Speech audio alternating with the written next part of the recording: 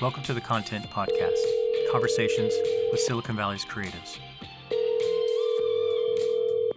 I'm Daniel Garcia, your host and the cultivator of Content Magazine, published by SV Creates. Hello, this is Michael Ogilvie. Today we talk with Michael Ogilvie.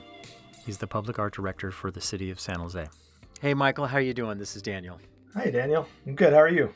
I'm doing great, yeah. So it's been a while, of course. I think everybody's been somewhat distanced, Yeah. which is, in these times. How are you doing with the Office of Cultural Affairs and your role at for public art? I imagine you have completely everything you're doing remotely, right? Yeah, I mean, so many of our projects are site-based and they're also outdoors. So we've basically managed to continue the work as if there weren't a pandemic happening. Oh, Because like for Right the Blight, which is a citywide mural project we're working on. Generally, it's the artist, and the artist might have a team member with them painting. So we don't have to. We're not restricted by the construction guidelines that have been that were in place before, but it's really kind of been an opportunity to allow the artist to have the time and the space to create their work. yeah, that's cool. So tell me a little bit about that project. Where is that happening and what's going on with that, with the Right to Blight? Sure. So that the project started a couple of years ago. A council member Perales had submitted a budget document, and the budget document was basically asking for funding to bring murals to hotspot locations. And so the history about the hotspot locations is when the Beautify or My San Jose app came out as part of Beautify SJ, Yeah. that application allowed the city to track where illegal dumping or tagging or issues where blight was occurring on a Mm-hmm. regular basis. Before, it really didn't have that kind of, I mean, that data wasn't there, but now they could actually say, okay, this site is problematic. It's getting a lot of tagging, or this site's getting a lot of illegal dumping. Yeah. And so, just anecdotally, Councilmember Perales knew that when murals go in, there does appear to be a reduction in tagging in those locations where the murals go. And Yeah. anecdotally, it's true. I've seen this over my 20-year career that, when we do these beautification projects in communities, it does reduce tagging. It doesn't Yeah. stop it, but it reduces it. And so what the goal is to really see if that reduction is a cost savings measure, as well as in the end, ideally it would save the taxpayer dollars, but it would also Yeah. beautify spaces that really need it. So that project, we identified hotspots throughout the city, and we brought on artists from the pre-qualified mural roster, which is artists that are Bay Area based and are muralists, Yeah. and assigned them to sites based off of stakeholder input. And at each site, they created designs that was run through the community. We did about 15 community outreach meetings pre-COVID, pre-shelter in place orders. So all of Mm-hmm. these were pretty much in person, and their designs were vetted by the community, inspired by the community, and since then they've really just been going out and painting them. Jet Martinez just finished his mural at Capitol Park. Cool. Jesse Hernandez is doing 4 large-scale murals at DuPont Underpass. Carlos Perez just finished his murals at Seven Trees Community Center. So Yeah. it's Awesome. and those are 3 of them. There's other mural projects that have been completed as Yeah. part of this initiative, as well as some that are coming. So these are the projects that are In in works right progress now. right now. Yeah. How many did you say? How many different murals was this project going to contain or Yeah, site? so when we're done there, I mean, it's not just murals, it's about square footage. Like right now we've got around 13,000 square feet of murals that we've completed, but we're, Wow. we're looking to have 9 to 10 separate murals that will come out of this. The budget document itself that the council member Mm-hmm. submitted was really only for 5 to 6 murals, but we're using that as and catalyzing that with some percent for art funding to do some other mural projects. Yeah. So that's I mean that's one of the initiatives we're working on. Another one is the Holding the Moment project, which is really, we when the shelter in place orders hit, I knew this was going to be a dramatic economic impact, and the city manager's office knew it as Yeah. well. And the California Arts Council did a study like within the first month on how this had impacted visual artists. and it Yeah. was significant. It was something like 23,000 some odd dollars in lost revenue Yeah. from artists. From that was the average statewide, and for many artists, that's a significant component, if not most, of their income. Yeah. So we knew we needed to do something that would help local artists, and so we earmarked some percent for art funding that was coming through capital projects at the airport to create an exhibition that really responded to this moment called Holding the Moment. It would allow artists to create work or submit work that they've created in response to the current moment Yeah. and get paid for it. So Yeah. it was kind of like a double initiative: one, to really capture this moment time, and then two, to be able to provide commission work to artists that are losing work right now.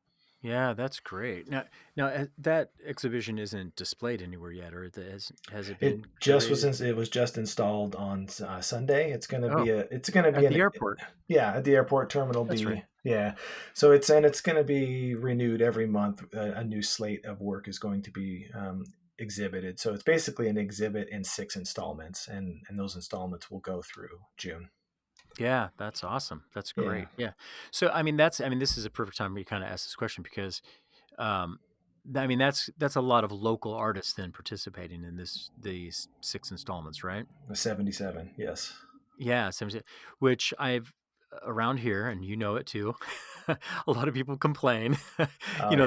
that a lot of the public art, not a lot, that some of the public art projects, are bringing in people from other towns and other cities and that kind of stuff. Hmm.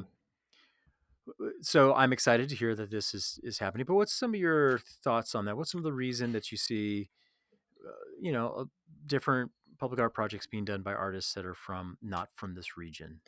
So it all depends on how the call, and when I say the call, Hmm. the request for qualifications is drafted. Yeah, In many cases, there's funding restrictions where we have to open it up nationally, especially if it's funding coming from federal sources. yeah, But if it's not and we can restrict it, we do what we can. Based off of the complexity of the project to restrict it as needed. But yeah. generally, our calls are open, and when our calls are open, that means artists locally are competing with artists anywhere else. And the Right. artist that's selected for the job is selected by local stakeholders, and that's really super important. I don't pick the artists. A Yeah. stakeholder group does, which could be neighborhood representatives, council appointments, arts commissioners, as well as businesses within the specific neighborhood or residents from a neighborhood that an artwork is Hmm. going. They pick the artist. So the artists apply, they put their best foot forward, and then whichever artist is selected, it's based off of their skill set and does it suit that project need. Yeah. So that's Yeah. how that's how all our projects pretty much work. Sometimes there is direct selection involved. It's pretty rare when we do that. That's a really like an exceptional case. Most of the time, it's an open call, and then a stakeholder group or review panel will select the artist. Yeah. Now, for holding the moment, we really wanted to restrict that to local artists because we know that the local need was significant, Yeah. and so that was really important that we were able to do that. Thankfully, the funding for that project came from local CIP dollars, so Okay. we were okay legally to go ahead and do a locally restricted call for that project. So Yeah. it just depends really on the nature of the project. But the thing to keep in mind is like, if we're opening up a call and it's an open competitive call, it doesn't always mean that a local's going to get it. Yeah. That's it. Yeah. That's just the nature of that. I personally feel that having that opened up to national, internationally, then challenges the local people to step up, right? I mean, if it was only Yeah. everything was only done by our little community, um, then you don't necessarily challenge for the creativity to expand. And so I don't see I personally don't have a problem with it, but I hear it all the time. Like, the other thing I hear too, I was talking to a couple curators a while ago who put together shows and all this kind of stuff. And their whole view is that all public art is bad because it has to go through a committee. What do you think about that? Well, I think that's a pretty short-sighted view of public art, and also probably not a greater awareness of the public art collection and the impact it has on local residents. I mean, when we're doing a work like for example, Valerie Rapp's work, which is celebrating community. It's a tine harrow or piece of farm equipment that's comprised of bronze casts of Mm, Cesar Chavez's family members as well as other people that have worked the orchards in mhm, that area. I mean, mhm. pieces like that are significantly localized, where people who were there, who sacrificed time and labor on that ground Yeah, and don't want to forget that history, that's important to them. And I know that yeah, there's a highbrow attitude that yeah, curators can often they can perceive it. Their perception is definitely not, they're not it's not a grounded view. They're not on the ground. They're not working with the community to see what the community is about. They're making decisions based off of their education and their expertise in the art field, right. not off of community needs. So public art is a whole different animal than what they're dealing with. And Yeah, for curators to say that, I mean, it's a little, it's sad. It just shows that there's a short-sighted element to that, and an elitist attitude, yeah, which I think is detrimental to art across the board. yeah. Well, that's cool. That's good. I hear a little passion in your voice on that too. That's good. Well, that's cool. I mean, so you're at this strange intersection, right? Between art, but also community, right? Mhm. And public good.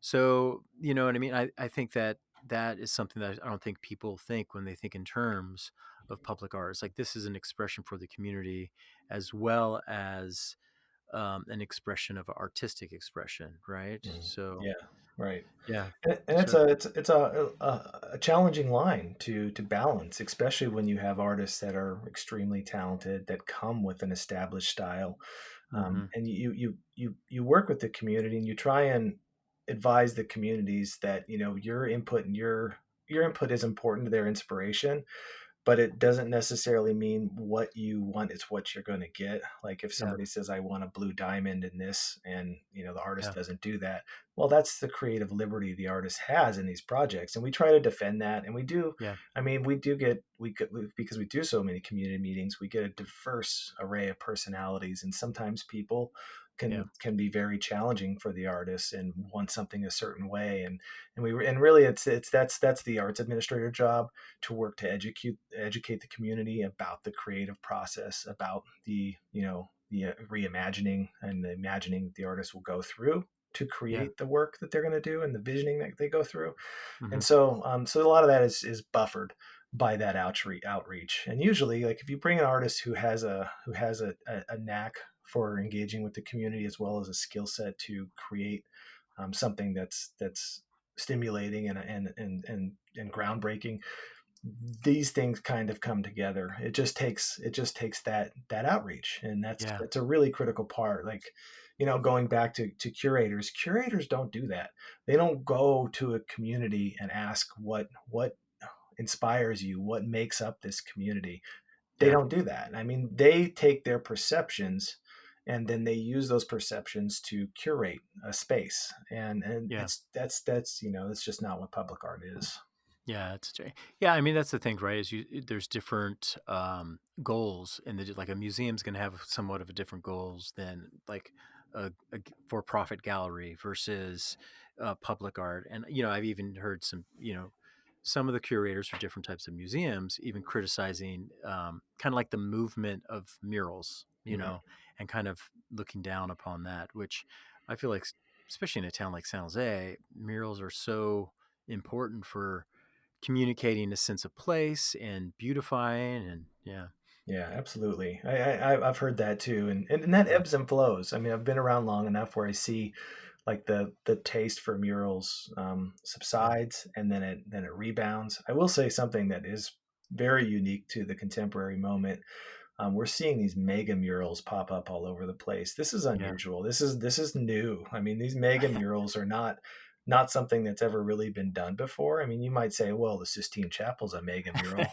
Yeah, but that was kind of an anomaly in its time. I Yeah, mean, these exterior and mega murals that are happening all over, and not just San Jose, but globally, yeah, it's kind of a really interesting shift in the nature of scale that's happening, and a lot of that is emboldened by technology, whether it be articulated scissor lifts that can go up, or Right. boom lifts Yeah. that can go up 200 feet, or drone spray cans. I mean, there's all kinds of things that are impacting the nature of being able to scale it. Yeah. So that as so director of public art, what's your daily job? Is it like a breakdown between budget, community meetings, investigating which arts? Like what's arts just sitting at council meetings, or like what I'm trying to figure out what do you do actually? So, I mean, I do program management, project management, staff management, and so within like program management, that's developing the public art work plan annually that goes to the public art committee, the arts commission, and then ultimately to city council for approval.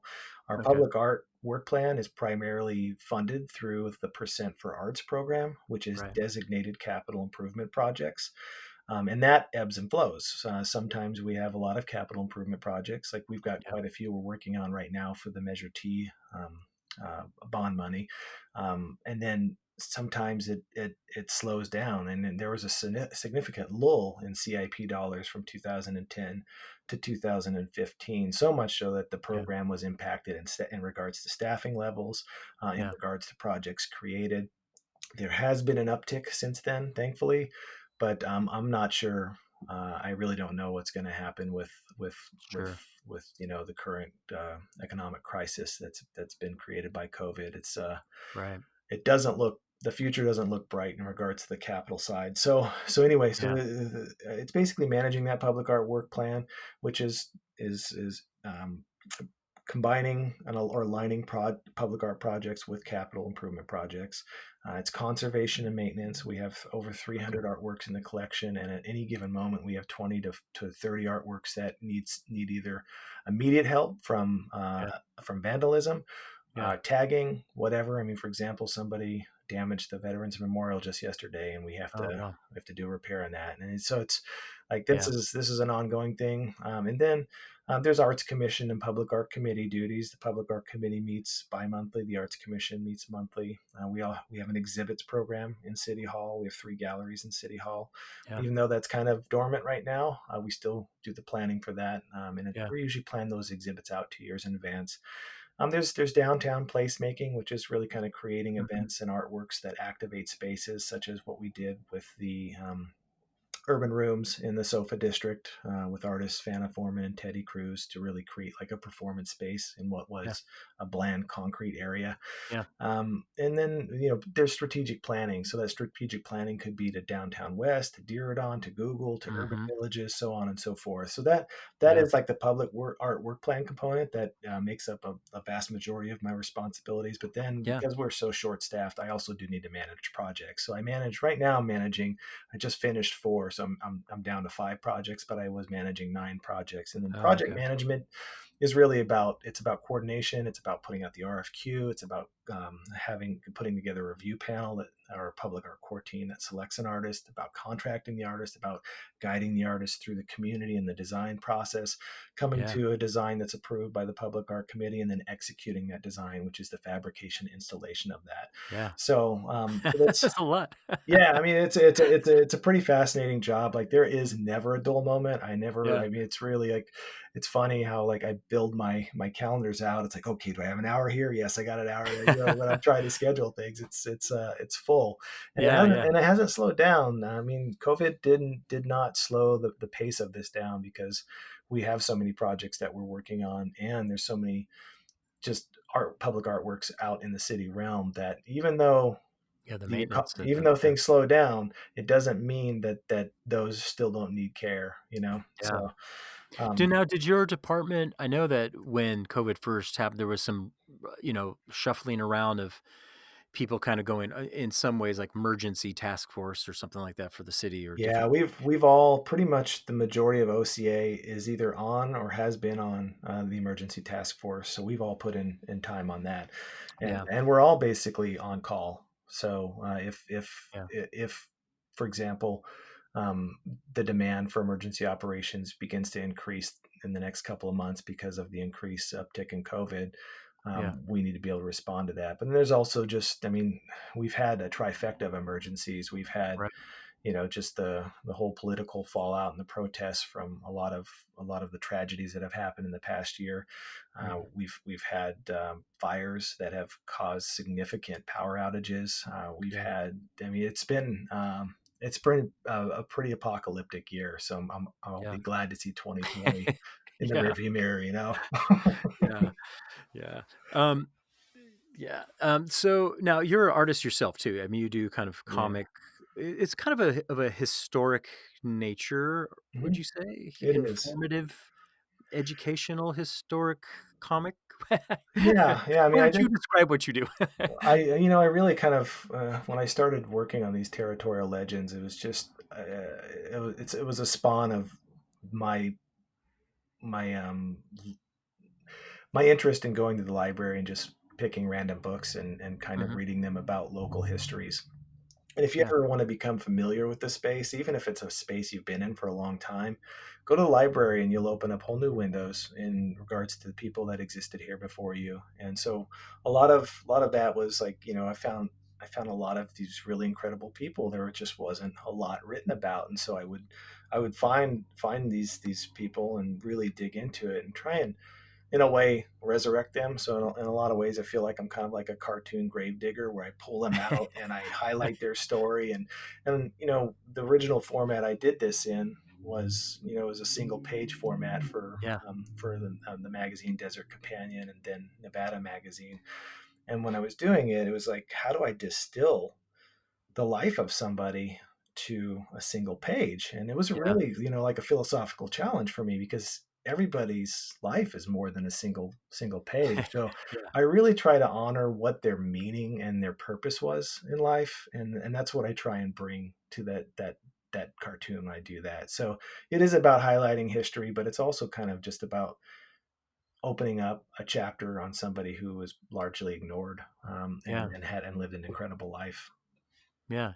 Now, have you been drawing since you were a kid? Is that kind of like were I mean, because you've been involved in public art because you were in Las Vegas before you were here, Mhm. so you've been kind of in that, I guess, government art intersection. But for you, for your own like drawing and illustration, have that been something you've been working on and had an interest all along?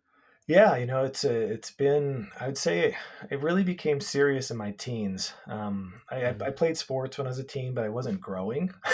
Like physically, I wasn't going to be the best basketball player, or the biggest football player, and I realized I better find another skill set that I'm good at and Yeah. just focus on that because these two options aren't going to work out for me.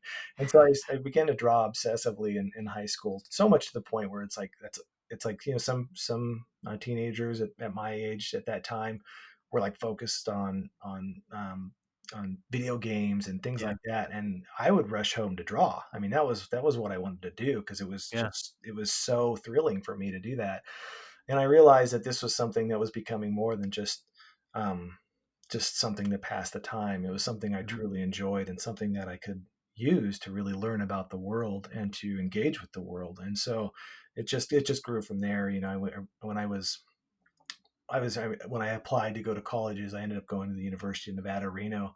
I remember getting a call from their admissions and records office, and at the time they were trying this thing, because I was just going to go in general. I really didn't know what I wanted to get a degree in. I just, I Yeah. wanted to learn more, and so she said you need to choose a degree option. I thought, well, the only thing I really like doing, I enjoy doing, is drawing, and so I said art, and so that was it. And Mhm. so and I never went back on that, and it's really kind of propelled me from, I had my undergrad degree, I got my master's, I worked in the field for a while, and then I worked as an artist and then as an administrator, and both of Mhm. those synchronously in for a while. But for the first decade was really, I drew comics for a living and did commission work and did Yeah. some public art. And then I transitioned to administration when a position opened up in Las Vegas to manage their Percent for Arts program, which, public art is something that's always been, it's really is this kind of, at that time, especially kind of like the oddball in the art world because it isn't this Yeah. high curated art, but yet there is this sense of just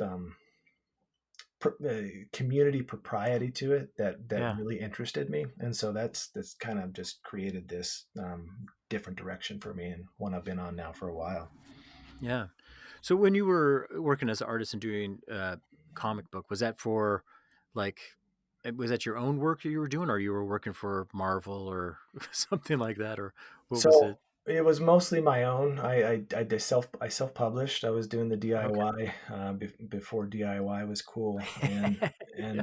just doing the zines. And it started out as kind of a zine thing, and then Yeah. as I started to sell things and realize, oh, I can ramp up the quality of production, and I also realized I could apply for grants and make them even nicer. And so I just, you start with a seed and it grows to something that became much more than what I had originally started out as. And I was ended up doing graphic novels, and from there I transitioned. I mean, I always kind of did a little bit of side work for magazines and newspapers, but Hmm. I transitioned to doing a monthly for Nevada magazine, which was the Territorial Legends, and I Awesome. had been working on those for a while with Desert Companion, and it just kind of became something that I did for a little bit. So, Yeah. it's been good. I mean, I've had a lot of fun with that. Of course, it's really difficult to be able to do that work because making art really requires a tremendous amount of time. Yeah. And Yeah. so, when you have a job as a public art director, you don't have a whole lot of free time Yeah. to do that. So it's a little bit of a challenge to get back to that. But right now, that's okay. I mean, my focus is on the community and creating public art within the city of San Jose, and this is what I'm driven to do Yeah. right now. Well, your work, I mean, I'm always amazed. Anybody can do illustrations and stuff like that. I'm amazed, but the the amount of detail that you put into it. I mean, it's not just it takes some time. Now, Oh, did you thanks. always kind of have a the flair kind of for like the characters or the history aspect of it? It sounds like even when you were doing stuff for those other publications, it had that same type of flair. Was that something that began in your high school days that you were looking at people and their stories? Not necessarily people. It was always about stories, though. The narrative Mhm. has always been important. And originally, when I started doing zines and little chapbooks, it was mostly about like these stories that I had created myself, and they were kind of silly. And most of those aren't worth much of anything anymore. But it helped get me to the next level, which was just telling a story without words and telling it visually. And then I kind of went through the anthropomorphic phase where I did cartoon animals and things like that, Mm. and it was Mhm. during that time I really learned a lot, just how to integrate the tactile, which is the tangible creation that you Mm. do on paper, Mhm. with the digital, and I advanced my digital skills as well as the tactile skills to really bring those two things together. And Yeah. ultimately, at the time I was really bringing those together, that's when I started to become much more interested in like people and the history and how a person's life can really impact that history. And so Yeah. so that was kind of that, and that's really been the last, I'd say probably the last decade, that's been more of my Mm. focus. Yeah. And is your process then, do you, with pen and ink, kind of draw it out and then put it in the computer and then colorize it through that? Is that kind of like the process, or what do you use? Kind of like the combination between the physical and the virtual It's a digital. good question. I don't really have a formula for that. What I do is I always start out with the narrative. So in the narrative, before the narrative happens, it starts out with research. So Hmm. I'll have at any moment, 40 to 50 people that I'm researching, and then Wow. and I'll as I read books, I'll put notes on them. This said this said that, and then from those notes, I'll create. I try and make the story somewhat poetic, so I try and create like a poem of this person, and Hmm. then from the poem, I really try and create words that don't define an image, but they inspire what an image might be for that specific line. Yeah. And then I have something that once I've got the words, those really create the images for me.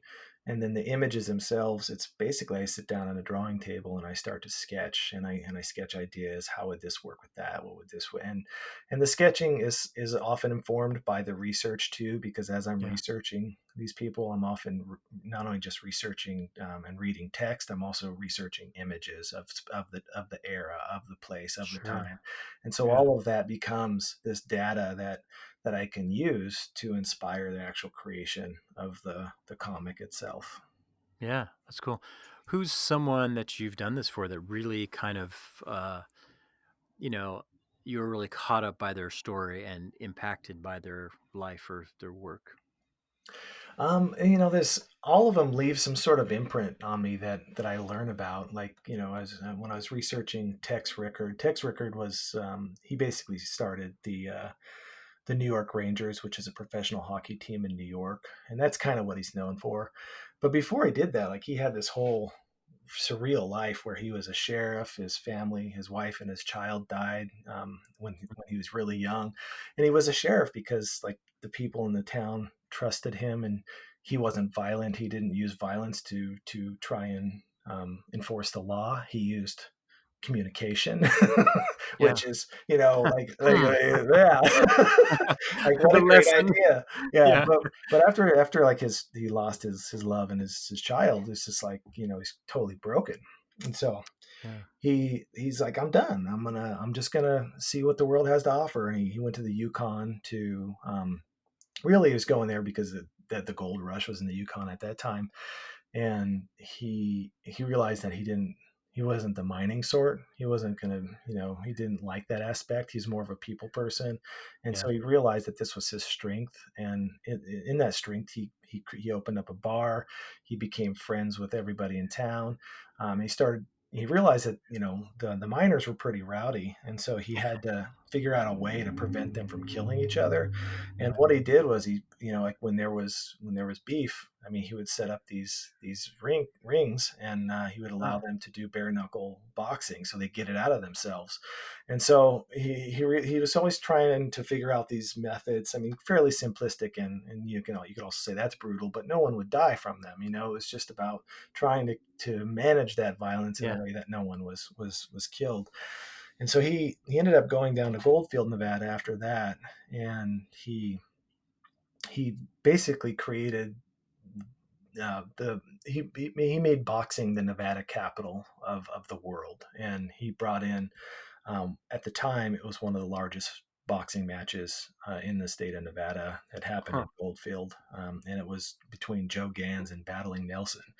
And he had 30,000. He'd taken $30,000 worth of gold coin, took a photo of it, and basically said the winner of the fight is going to get this. And that photo went global. I mean, it was all Huh. over the world, Interesting. and people flooded Goldfield to place their bets. And so sport betting becomes like, he Ah. really is also kind of, I mean, sport betting had been around, but this mega sports betting system that was created in Nevada really started with him. And then he Huh. goes on to do the New York Rangers and so on and so forth. But what was interesting to me about his whole storyline was it was never really about like making the money or doing something that he was a peacemaker. This guy's whole life was Interesting. just about just bringing the peace, and through this effort he happened to make a lot of money doing it.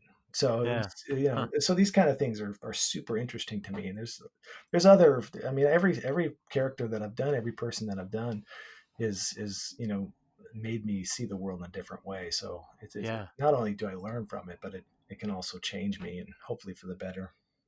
Yeah, that's cool. So that's why you're into sports betting now. Is that what you're saying?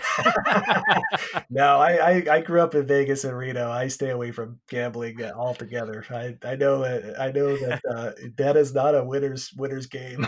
You know the vice. Yeah, so see, like, did you? I mean, were you born and raised fully in like Reno or the Vegas area, or what was, you know? Yeah, yeah. The first part of my life was really in Reno, and then I went to UNLV to go to graduate school when I was 22, and pretty much from there until I came to San Jose, I was in Vegas. I did have a stint where I moved to Wisconsin for a little while to manage the arts industry program at the John Michael Kohler Arts Center, Hmm, but it was kind of short lived, and I ended up getting offered a job back in Nevada and moving back to Nevada.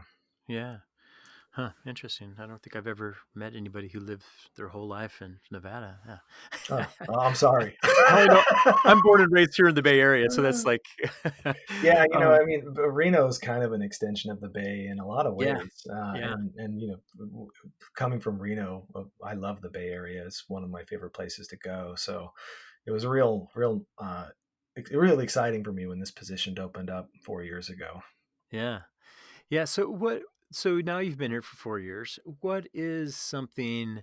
What's some of the uniqueness you see about uh, this area? What, especially San Jose? I mean, you're with the city of San Jose, so for as far as for art or kind of the culture here, as I think still outside eyes, 4 years, I think would still be a little outside-ish. Mhm. What do you notice about this place? Well, I do think that San Jose is really what is I guess it's not surprising, but I always think about it like it's named the namesake of San Jose is Saint Joseph, and Saint Joseph was is the patron saint of workers, and Mm, and it really makes sense that that's the name of San Jose because San Jose, everybody I know in San Jose is hardworking. I mean, there's mhm, nobody who really kind of sits on their hands and doesn't do anything, and they're whether it be as an artist or whether it be as a tech entrepreneur or just a business owner or whatever, yeah, everybody seems to be totally driven to work and to work hard, and from that comes innovation, and from innovation and really creativity comes first and then innovation from creativity. But these things are like the bread and butter I see of San Jose: creativity and innovation, and it's what has catapulted this city onto a global stage. mhm, yeah. That's cool. That's funny. I've actually never made that connection. That's pretty cool. See, those outside eyes are awesome. Well, it's kind of a weird connection with this the whole saint thing, but that Yeah, was no, it's good. you It's a good know stretch. I like it. So now are you actively drawing and creating new characters these days, or do you have enough time for that, or you're working on some when you can, or what's kind of where are you at in that your own Yeah, personal? yeah, I am. I'm working on some when I can. Right now, I'm putting together a couple. One is on Sarah Winchester, Okay, and cool. another one is Mary Pleasance, and so um, they're both completely fascinating people, and so Yeah. I'm working on those. And I just finished Tiburcio Vasquez, which Hmm. um, he definitely he made a choice in life that some people might say was not the best, but he was kind of forced into making that choice, and so his story is also incredible. Hmm. But yeah, so I and it's funny as I do these as I research these, it often opens up doors to other Yeah. people that I'd like to explore. Like there's a poet. Have you seen the cats outside of Los Gatos? Those Yeah. giant. Yeah. Yeah. So that was they used to be a residence of uh, the poet with the last name Erskine, and Huh. he was a pretty uh, well-known poet in the 40s and 30s, and he was also an attorney here in the Bay Area. But he was responsible for those, and he really kind of created this artist enclave. And so he'll be somebody I eventually do. But Huh. when That you sounds cool. read about somebody, it often leads to somebody else, and so there's this kind of snowball effect. Yeah. Now, where do you do your research? Is it a lot of it from, like you said, the library? Is it kind of more newspaper, or I mean, some of these people, of course, have probably biographies written on them, but what's some of the, the process that you do for researching these characters? Well, I keep it open. I mean, the library is one of the critical elements. I'll start out there. It's been a little bit more challenging with, most libraries are closed right now. So Yeah. the Google machine has been pretty helpful. Yeah. And the Google machine will lead to books, and usually I'll order books that, because so Yeah. many of these people that like they're one of the things that appeals to me is not a lot is written on them online. And often if you want to Yeah. get anything, if anything is written, it's in a book format and it was published a long time ago, and so you kind of Hmm. have to go to an aftermarket, a book reseller, and Yeah. find those books. Yeah, that's so cool. It's just so fascinating, just that the connections of what you're doing and how how it reads to the reading, and then I could just see like you holding these old first edition yellow page books, reading this and taking notes, and he carried you know Yeah, it's a 4-leaf clover in his pocket, you know what I mean, like all these. It's kind of fun. Yeah, it's cool. that's definitely one of my pleasure centers. I love that, and I also love the smell of books. So even I mean, Yeah. the older the book, the better the smell. It's a strange kind of thing, but Yeah. that's one of the things I enjoy about it. Yeah, that's cool. But what else is kind of coming up as you even look into maybe 2021, 22? Because I know you guys forecast and look out. Yeah, we've got well, we have another project that we're hoping will provide some economic stimulus for local artists through the Emergency Operations Center Fire Mm, Training Center that's going to be built off of Center Road. That's being funded mostly, not mostly. A portion of that's going to be funded by Measure T. The remaining of the funding is going to be from the sale of the old fire training center. mm, That was now going to be part of the Google development. Google campus. Right. So that project we're really focusing on again sort of a local component. Uh, Significant component of that's going to go to local artists, and some other elements we have to open up on more of a regional, statewide type of call to artists. So that's a pretty exciting project. We're looking Mhm. forward to bringing back Sonic Runway. That's in fabrication Yeah, right now. That's yeah. going to be a lot of fun. It's really going to create a platform for local artists to perform. So that'll be exciting. Of course, And that's going to be up for how long? What's the 7 years for 7 years? that. So then, and with the option to renew at the end of 7 years. So Yeah. it could go beyond that, but that's the plan for that. And is it going to Um, be in the same spot? Is it going to be right there in front of the city hall again, or is it going to be in a different location? no, it will be in front of City Hall. Basically, Okay. the infrastructure that's needed for that, as well as the concrete foundation, that was the Yeah. most ideal location for it. We Yeah. did look at a Cool. few other locations, but that one seemed to fit perfectly. And then it Yeah. also is a kind of a nice complement to the architecture that exists Yeah. there.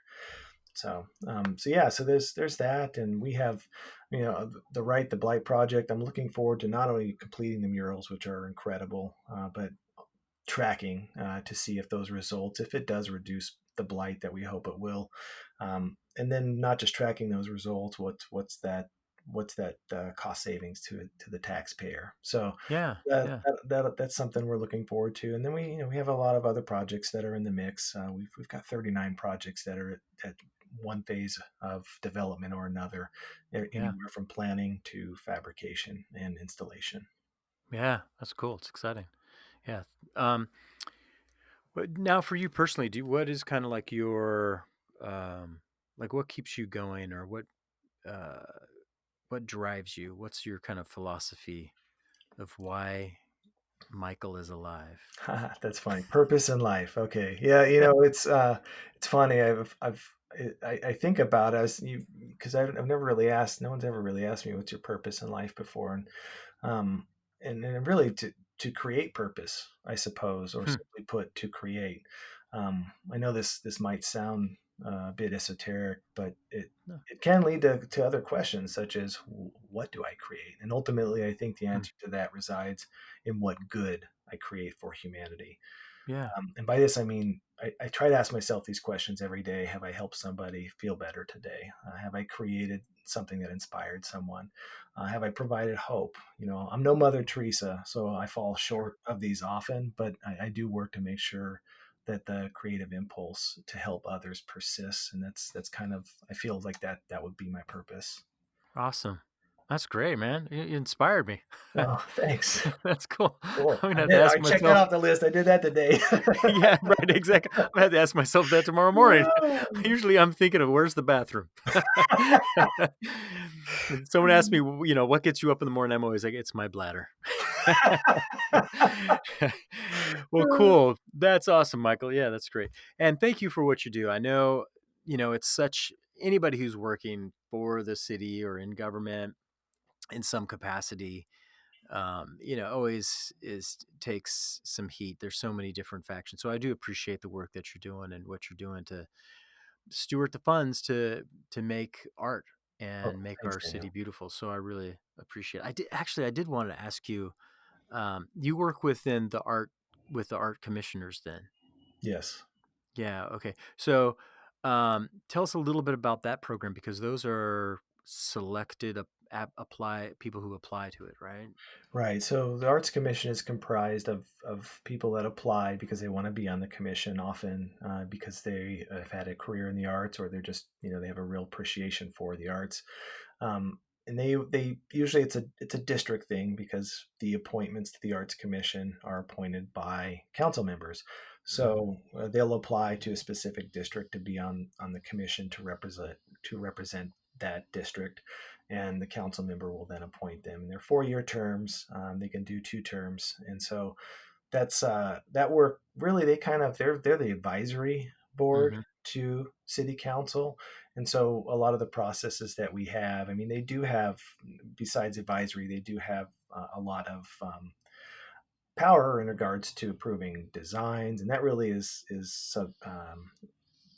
allocated to the Public Art Committee, which is a subcommittee of the Arts Commission. Mm-hmm. So they'll approve designs that artists present. They'll also make recommendations for budget proposals that would be submitted, and those recommendations will go to the Arts Commission, and the Arts Commission will weigh in, and they'll make that recommendation to council. And so there's Yeah. a you know there's really a process where they're they're not just this advisory committee, but they're also really kind of stewards Mm-hmm. of the public finances as well as advocates. So they're really it's their role is really critical to the city Yeah. and They're kind critical. of representing the general public in a way and their districts for the arts, right? To kind of be that public sounding board and connection, um, right, for the direction of the arts, the public art. Is that a way to think of it? Yes, exactly. Cool. Yeah. Well, thank you. I hear the music starting up in the back, so that Yeah, yeah. must mean it's time to go. That was not predicted, but I apologize for that. I tried to get No, the most quiet area possible. So, no, no worries. No problem. Cool. Well, like I said, I really appreciate what you're doing, and everyone at the OCA is, doing such a great job, and I appreciate what you guys are doing for our city and making the place that I live a better place to be. So I really appreciate it, Michael. well, you too. And Thank you for all that you do. I mean, you really bring awareness to all the creatives in the city and in the Bay, and so thank you. I mean, yeah, you're doing the hero's work as well. well, thank you. Awesome. Cool. All right. Well, we'll talk to you later, and hopefully I'll see you out in the streets sometime soon. All right, I hope so. Take care, Yeah. Dan. Bye. To find out more about the City of San Jose's Public Art Department, go to sanjoseca.gov. Thank you for listening to the Content Magazine podcast. Follow us on social media at Content Mag. Visit our website to become a member and help us to continue to tell the stories of the local creatives. This episode's music is Time Alone by Mild Monk. Follow him on Spotify and also on his Instagram at Mild Monk Music.